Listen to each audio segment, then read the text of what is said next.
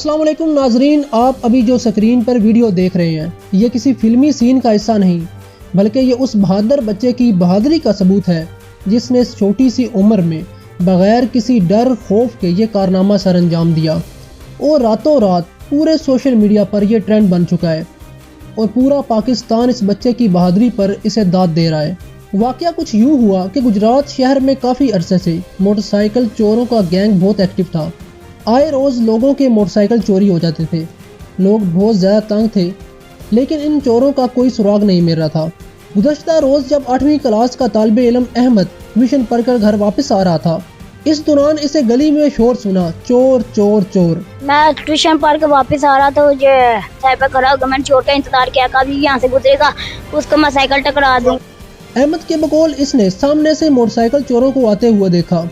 काफ़ी लोग गली में मौजूद थे लेकिन किसी की हिम्मत नहीं पड़ रही थी कि उनको रोके। यहाँ दबंग एंट्री होती है अहमद की। ये वीडियो देखें और बच्चे की हाजिर दिमागी चेक करें। जैसा कि आपने इस वीडियो में देखा, बच्चे को जब सामने से चोर आते हुए दिखाई दिए तो वो एक साइड पे खड़ा हो गया और मौका तलाश करने लगा। जैसे ही वो चोर इसके पास से गुजर रहे थे तो इसने अपनी साइकिल को मोटरसाइकिल के सामने गिरा दिया, जिससे वो चोर मोटरसाइकिल ना संभाल सके और गिर गए।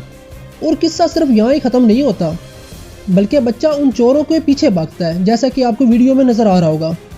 तो नाजरीन, इसे कहते हैं हौसला जिगर। We proud of you Ahmad.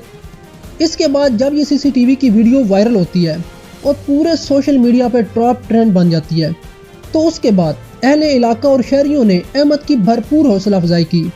उसके घर तोहफे तोहफ़े भी दिए और उसे मुबारकबाद दी।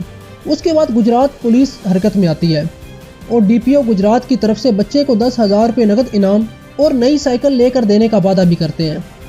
तो ये थी कहानी उस बहादुर बच्चे की जिसने रातों रात पूरे सोशल मीडिया पर धूम मचा दी। तो भाइयों, आप अहमद की इस बहादुरी पर क्या कहना चाहेंगे? कमेंट सेक्शन में कमेंट करके ज़रूर बताइएगा। नॉलेज एंड फैक्ट को इजाज़त दीजिए। मिलते हैं अगली वीडियो में, तब तक के लिए अल्लाह ने निगहबान।